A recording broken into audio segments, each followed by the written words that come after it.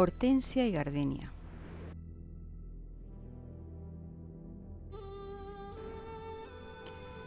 Vamos a tratar en este mismo vídeo dos plantas ornamentales, la hortensia y la gardenia.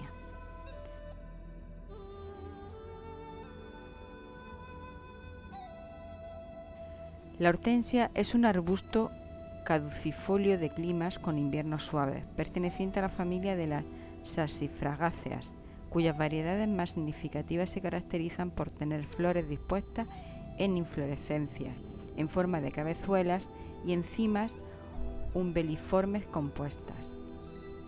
Es un arbusto de hoja caduca adornado con cabezuelas florales semiesféricas de hasta 25 centímetros de diámetro, en diversos colores, blanco, rosa, rojo o azul. En realidad las flores son diminutas y blancas y el color lo dan unas hojas modificadas llamadas brácteas. Las flores de la hortensia se desarrollan a partir de yemas formadas el año anterior. Es por esto que la poda debe anticiparse todo lo posible, realizándose justo al finalizar el periodo de floración. Lo más aconsejable es hacer la poda dejando las ramas a unos 30-40 centímetros del suelo para que sobre esa estructura se desarrolle cada año. El color de las flores de la hortensia varía según el tipo de suelo en que se hayan cultivado. Si por ejemplo se han cultivado en un suelo calizo, la flor tomará un color rosa. En cambio, si la tierra ha sido enriquecida con turba o sulfato de hierro y aluminio, el color será azul. Comúnmente se le conoce como planta de maceta, pero en las regiones húmedas de España es más conocida como arbusto de jardín ampliamente distribuido sobre todo en la costa norte. Presenta tallos cilíndricos poco leñosos y las hojas son opuestas, ovales, dentadas y acuminadas. Se trata de una planta rústica, aunque los botones florales se hielan con relativa facilidad y requieren una temperatura de unos 15 grados centígrados para su formación. Si los tallos crecen mucho, el peso puede hacerles caer. Para evitarlo, se colocan 3 cañas en el perímetro de la maceta, atadas con una cinta de plástico plana de color verde que lleva en su interior un alambre y que la venden en los viveros. Los tallos descansan en ella y no se caen. Dentro de casa se suele tratar como si fuera una planta de temporada, es decir, se desecha una vez que se marchitan las flores, pero puede seguir manteniéndola viva para que florezca más años, siempre y cuando la saque al exterior tan pronto como se marchite la flor. La multiplicación de la hortensia se realiza a partir de esquejes de 8 a 10 centímetros de longitud, aunque si no se dispone de suficiente material vegetal, pueden emplearse esquejes de menor tamaño, cogiendo 1 centímetro a cada lado de la hoja y dividiendo el tallo en 2 partes de forma longitudinal. No obstante, estos últimos tardan más tiempo en dar una planta vendible. Dichos esquejes se colocarán sobre el sustrato de turba y arena o arena sola, aunque a veces también se emplea la tierra de brezo. Para la formación de los botones florales es necesario que la temperatura sea inferior a los 18 grados centígrados durante al menos 6 semanas. Posteriormente, se requiere un periodo de 6 semanas a 5 grados centígrados para poder iniciar el forzado, manteniendo la planta sin hojas. Estas retrasan la floración y en la oscuridad. Dichas hojas se pueden eliminar de forma mecánica con etileno o bien con defoliantes, dodecanol, para acelerar la entrada en reposo. La hortensia no puede vivir a pleno sol todo el año, salvo en las zonas costeras del norte. Deberá disponer de una sombra sobre todo en las horas centrales del día y a ser posible que sea parcial. En cuanto al sustrato, el contenido en materia orgánica debe ser elevado. El pH influye decisivamente en la coloración azul o rosa de las flores. La hortensia necesita grandes aportaciones de agua y humedad constantemente en el terreno o sustrato, pero este debe tener un buen drenaje para evitar encharcamiento, enfermedades de tipo criptogámicas y asfixia radicular. Para obtener flores de coloración rosada, la fertilización de fondo debe ser rica en nitrógeno y fósforo y pobre en potasio, mientras que si se desean flores azules será rica en potasio y pobre en nitrógeno y fósforo. Además, la floración azul requiere el aporte de abonos acidificantes tales como sulfato armónico, nitrato amónico, sulfato potásico, etc. También se puede añadir sulfato de aluminio si las medidas anteriores son insuficientes. La coloración rosa se conseguirá con abonos alcalinos como por ejemplo el nitrato de calcio. Las principales plagas que afectan a la hortensia son la araña roja y la cochinilla algodonosa. Medicinalmente se ha utilizado la decocción de sus raíces secas para tratar desórdenes intestinales como la úlcera gástrica y duodenal, el reflujo esofágico o la colitis ulcerosa.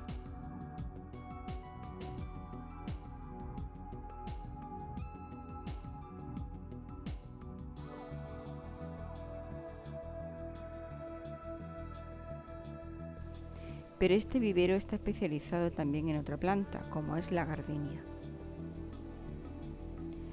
La gardenia o Gardenia jasminoides es un arbusto supervirente de unos 2 metros de altura y muy ramificado. Posee hojas opuestas de forma lanceolada u oblonga, color verde oscuro, tacto coriáceo y brillo impresionante, que en muchas ocasiones forman un verticilo de 3 hojas. La longitud de la hoja es de 5 a 10 centímetros. En cuanto a las flores, el cáliz presenta 5 dientes característicos. Las flores son multipétalas extendidas de color blanco y a veces pueden llegar a los 6 o 10 centímetros de diámetro. Lo más destacable de ellas es su aroma. Los botones florales son terminales en el nuevo crecimiento. Este arbusto perenne es conocido por sus flores muy fragantes de color blanco cremoso y hojas brillantes verde oscuro. Puede alcanzar una largura de 2 metros de forma muy ramificada. Sus hojas pueden ser ovaladas o lanceoladas, opuestas de color verde oscuro y brillante. Sus flores tienen un color a blanco crema y que a medida que se marchitan pueden alcanzar una tonalidad más amarilla. Pueden ser simples o dobles. Las gardenias pertenecen a la familia de las rubiáceas y al género de la gardenia. La gardenia se considera como una planta de necesidades intermedias que requiere, para conseguir una eficiencia fotosintética, entre 10.000 y 20.000 lux. Es tolerante a una iluminación elevada y puede crecer sin problemas con un sombreado ligero. Esto hace que la gardenia sea una planta ideal para ser cultivada bajo invernadero. Se recomienda emplear mallas de sombreo del 30 a 50% de color negro. La propagación de la gardenia se puede realizar por esquejes y a través de cultivo in vitro. Se toman esquejes terminales desde noviembre a marzo y se acondicionan a humedades próximas al 90%, baja intensidad luminosa y calor de fondo de 24 a 26 grados centígrados, bajo niebla o bajo una lámina de plástico utilizando antitranspirantes, tardando unas 4 a 5 semanas en el enraizamiento. Las plantas enraizadas en diciembre-enero se trasplantan en abril a macetas de 12 a 14 centímetros, cultivando bajo umbráculo con elevado nivel de humedad. Los esquejes de unos 10 centímetros se cortan a nivel de nudo o entrenudo y se les elimina el follaje basal.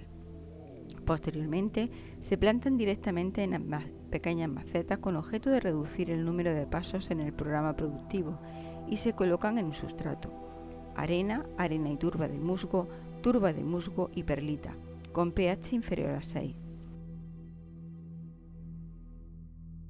Para acelerar el enraizamiento es común el empleo de fitohormonas.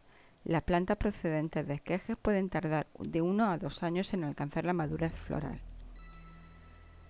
El cultivo de la gardenia debe realizarse en un sustrato ácido con pH entre 4,5 a 5,5, una porosidad libre óptima entre el 10 y el 20% y una conductividad eléctrica del extracto de saturación de 0,75 a 2 milisiemens por centímetro. La gardenia es una planta sensible a la salinidad, tolerando niveles de salinidad de hasta 1,4 milimols por centímetro de conductividad eléctrica de extracto de saturación. Los medios de cultivo a emplear pueden ser turba mezclada con arena y corteza fermentada, así como sustrato tipo. La turba óptima para la gardenia es aquella que tenga un pH ácido en torno a 5,5, una baja concentración de sales solubles, aproximadamente 1,6 milimols por centímetro y una alta porosidad. Como marcos de plantación se puede decir que las plantas de 1 año se espacian de 30 por 30 centímetros y las de 2 años de 46 por 45 centímetros.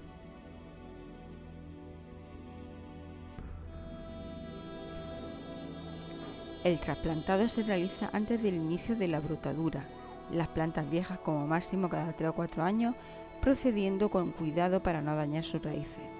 No se debe colocar la planta a mayor profundidad y se debe emplear tierra no calcárea añadiendo un 50% de turba. El pinzado regular de los vástagos largos promueve la ramificación lateral. Para plantas que van a florecer en Navidad, el último pinzado se realiza el 21 de julio y el 1 de septiembre si florecen después de Navidad. Se podan después de la floración, eliminando 2/3 del nuevo crecimiento. El sustrato debe mantenerse húmedo sin exceso y la parte aérea debe recibir microaspersión frecuente. Normalmente el riego se realiza durante el periodo de crecimiento y de floración, siempre con agua templada y desendurecida, con pH a 4, 4,5 y una temperatura del suelo de 20 a 22 grados centígrados. La clorosis férrica es un problema común que puede evitarse usando un quelato de hierro a la dosis recomendada por el fabricante o sulfato férrico a razón de 30 gramos por cada 11,5 litros de agua cada 2 o 3 semanas. En gardenia es común el empleo de reguladores de crecimiento durante su cultivo. Las plantas de 2 años se producen en macetas de 16 y 18 centímetros y tras el último pinzado de abril-mayo del segundo año, para ayudar a la producción de flores, se aplica Glomerquac en riego a una concentración de 1000 partes por millón en 2 aplicaciones a intervalos de un mes. La larva de rosquilla negra o Spodoptera litoralis es negruzca y se enrolla en espiral, de ahí su nombre vulgar. En la parte superior del cuerpo, en cada una de sus divisiones o segmentos se observan manchas negras, una a cada lado, siendo estas manchas más visibles un par de segmentos anterior y posterior. Estas orugas son muy voraces, sobre todo la de los estadios larvarios más avanzados, alimentándose de cualquier parte de la planta. Cuando han terminado en un cultivo o parcela, se desplazan a otras. Los daños son causados principalmente por la noche.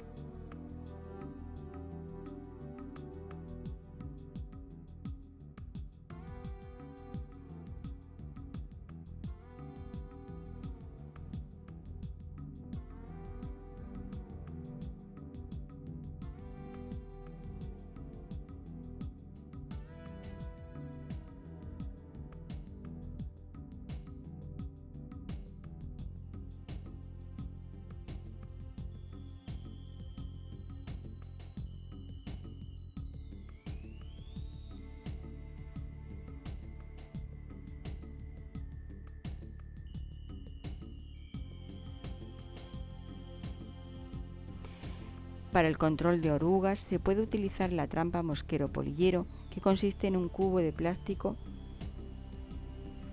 con orificios en cuyo interior hay un difusor impregnado con una feromona.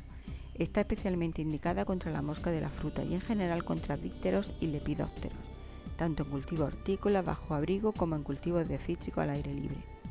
Cuando la trampa alberga en su interior una feromona, los insectos machos al percibirla sufren una confusión sexual que les conduce hacia la trampa, donde quedan atrapados. Es decir, son muchos los aspectos a tener en cuenta en el cultivo de estas 2 plantas ornamentales, tal y como hemos visto.